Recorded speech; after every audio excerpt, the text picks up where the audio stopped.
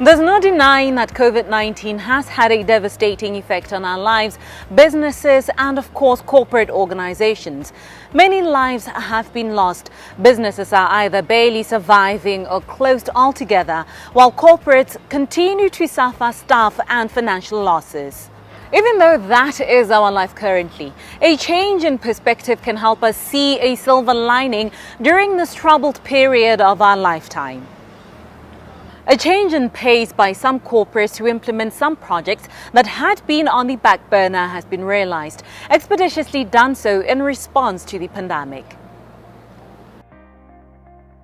Take, for example, the First National Bank of Botswana, whom at the start of the pandemic had to accelerate the implementation of their strategy for staff to work from home. As explained by the bank's Chief Executive Officer, Stephen Bogatsu, they already had plans to do so, but COVID-19 made them hasten Productive Me, an initiative that facilitates working from home for the bank's staff. We came up with this concept, which had already started at First Rand, called Productive Me, which enables our staff members to work wherever they are. Staff members can work from the office if they so choose. They can work from home. They can work from a restaurant. They can work from a gym. They can work wherever they want to work for as long as they are doing the work. So that's how the concept of Productive Me started. When COVID struck in December, and the ultimate apex of COVID, which was around March and April. Yes. We had already started rolling this out to other areas.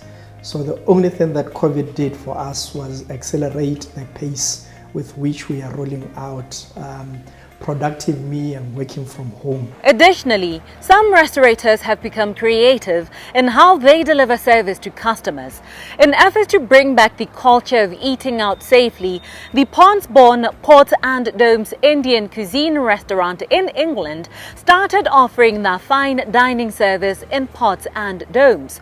Although it's all wordplay on their name, the Pots and Domes have helped the restaurant keep to the safety protocols and guidelines of the pandemic while being creative with the space they have, as these contraptions are all set up in a parking lot. This streak of heightened speed to implement some projects to realize them sooner is also evidenced in some academic institutions where a local tertiary organization is now offering communications services to students to help them learn better remotely by way of internet provision. At the start of the pandemic, it was encouraged for learning centers to offer classes online. The drawback, however, was inaccessibility to internet services due to how expensive this connectivity can be. As we are looking for some positives in our current event, COVID-19 helped this company to be launched faster for the benefit of students. One may wonder, when exactly during all this uncertainty was it figured out this endeavor would be viable? We're joined here by Chancellor at a local learning institution, Dr. Derek Tloiwe, who gives a background into this new journey they've embarked on. The journey of DDT College of Medicine in relation to virtual learning started before the pandemic. Fortunately so, because we had gone to benchmark in places like India, Australia, on how internet and virtual learning can be used as part of the teaching modalities of institutions, taking of exams, and also didactic teaching, telemedicine, and so on, and in collaboration also with experts from outside. That was what had led us to go for online. But the challenge came with COVID. COVID suddenly now demanded that we did not have options to use online only on occasion and use the physical modalities. When there was the lockdown, then suddenly we had to provide everything 100% on online and virtual. Now the challenge with that was that we did not have the infrastructure, nor the broadband, nor the fastness of internet that we were having, that when we could do part online, part physical. So now that became as a challenge to us to suddenly have to up our capability to provide education through virtual means. But now what that meant was that our provider was overwhelmed now with the onslaught of market that was coming. So that meant that they could not provide the fastness, the consistency, and obviously we had to buy more band. But still, the consistency was a challenge. And students, knowing them to be students, now every hitch now was now causing havoc. So we were looking around. We had to shop very fast around, and that is when that we eventually came in contact with Lightning Fast Communications. And the good thing about it is that after we got them, then suddenly we were able now to provide very broad, and they were able to have gadgets that were able to help the students in their homes to be able now for us to provide good quality education. Now, this was something that could have been a challenge for the reputation of the college. Are you still providing the same quality of education that you are providing when you are providing it physically and on lecture rooms? So we had to up that, and eventually with now consistent internet from Lightning Fast, we were able to prove that, manage that. But if you realize now, medicine is very interventional. So you need to see pictures, you need to see videos if you are teaching visually. And this all means a big broadband, a big bandwidth that you need. Students need to download the lectures from their lecturers. They need to download assignments. They need to provide feedback to their lecturers, communicate with their lecturers. The gamut of the services that are needed now on virtual, on an educational institution of medicine, are very broad. They are gargantuan, they are very big.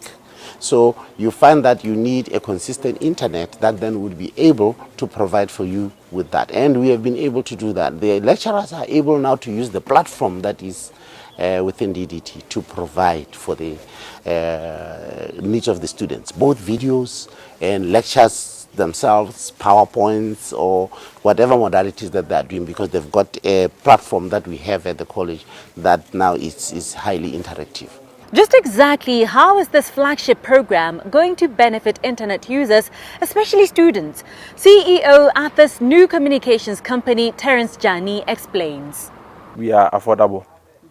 That is to say, we offer internet packages specifically for students that starting from as low as 150 pool. The main reason behind us offering this internet at such a low price is because we want to ensure that everyone is part of the fourth industrial revolution. One other reason being that COVID-19 has affected us all and we are moving into a digitized world.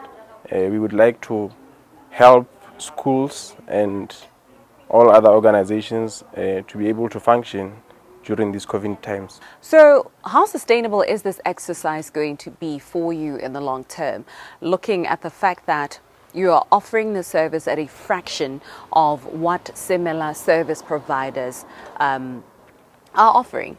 This is quite sustainable actually, because we are running a managed network. As you are well aware, all businesses are profit motivated, but we have decided to cut into our profits to be able to distribute the internet so that everyone else can afford it, including students, because the goal is to provide for the students and the whole country at large. Let us close our conversation, Terence, by you just giving us tidbits on what one needs to understand when buying internet packages.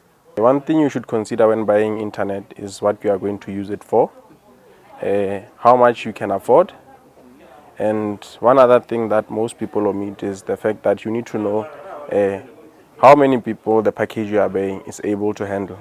One other thing that people forget about internet usage when deciding which package to buy is the number of people the package can sustain. When you look at our packages, we have the 2 Mbps package. This is specifically suitable for at least 2 people. 2 people are able to use it without it lagging or causing any more problems. We have the 4 Mbps package. It's suitable for at least 2 to 4 individuals, right? We have our package 1 that we are selling to small medium enterprises. That is the 20 Mbps shared. This one is suitable for an organization that has around 8 to 10 people, and they are not heavily using the internet. I would say if you are in a small office, you are running a printing company or an internet cafe, a lodge, etc.